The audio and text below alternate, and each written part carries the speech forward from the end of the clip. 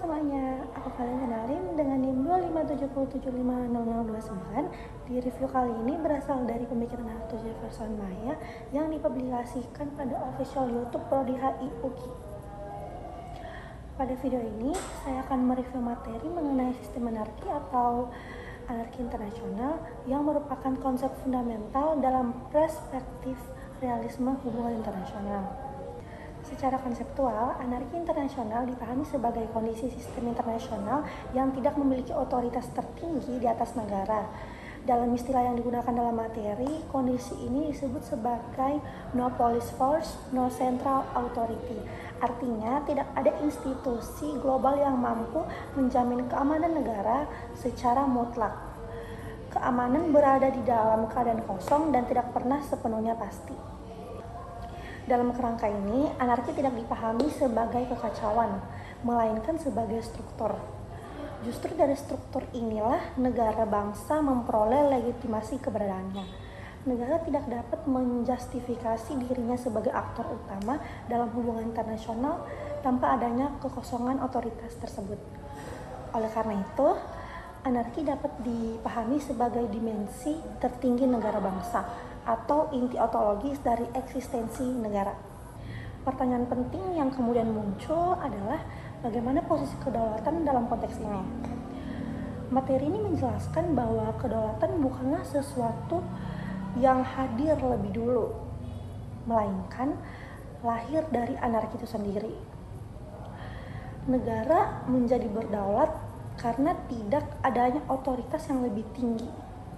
Dengan kata lain, kedaulatan dapat dipahami sebagai anak dari anarki, yaitu perangkat yang memungkinkan negara bertindak secara otonom dalam sistem internasional yang kosong dari otoritas sentral. Materi ini kemudian memperkenalkan 3 kata kunci utama sebagai landasan analisis, yaitu yang pertama void, fear, dan power. Void atau kekosongan. Void dipahami sebagai kekosongan struktural yang memungkinkan negara bangsa hadir dan bertindak. Kekosongan ini tidak sekedar kondisi alamiah, tetapi juga dipertahankan secara konseptual agar negara tetap menjadi aktor final dalam sistem internasional.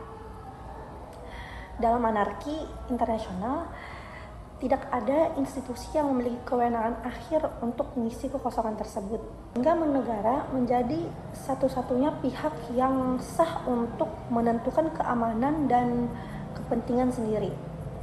Kedua ada fear atau ketakutan. Negara diposisikan sebagai subjek dari anarki.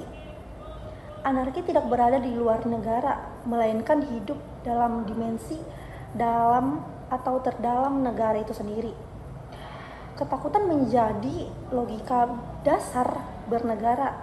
Negara berperilaku, merespon dan mengambil keputusan strategis karena rasa takut terhadap ancaman dari negara lain. Dalam konteks ini, peningkatan kekuatan satu negara akan selalu dipersepsikan sebagai ancaman oleh negara lain, sehingga memicu respon serupa. Inilah yang dikenal sebagai security dilemma. Ketakutan tersebut bersifat siklikal dan tidak pernah berakhir, karena ketakutan itu sendiri merupakan logika dasar dari keberadaan negara bangsa. Ketiga, power atau kekuasaan. Jika anarki adalah dimensi terdalam, maka kekuasaan merupakan dimensi paling nyata dan paling empiris. Kekuasaan baik dalam bentuk militer, ekonomi, politik, menjadi instrumen utama negara untuk mengelola ketakutan dan mempertahankan eksistensinya. Kekuasaan tidak menghilangkan anarki, tetapi berfungsi untuk mengurangi ketidakpastian yang dihasilkan oleh anarki. Secara kritis, materi ini sangat kuat dalam menjelaskan mengapa konflik, perlombaan senjata, dan rivalitas antar negara terus terjadi dalam sistem internasional.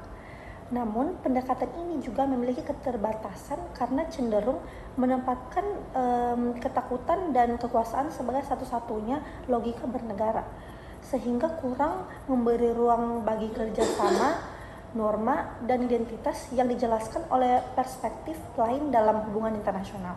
Sebagai refleksi, Materi ini membantu kita memahami bahwa anarki internasional bukan sekedar kondisi eksternal, melainkan logika terdalam yang membentuk cara negara melihat dunia bertindak dan mempertahankan keberadaannya. Dengan memahami anarki sebagai fondasi negara bangsa, kita dapat membaca dinamika politik global secara lebih kritis dan realistis. Baik, sekian dari review materi saya hari ini. Kiranya video yang saya sampaikan dapat bermanfaat bagi teman-teman yang menontonnya. Terima kasih, sampai jumpa di lain waktu. Bye-bye.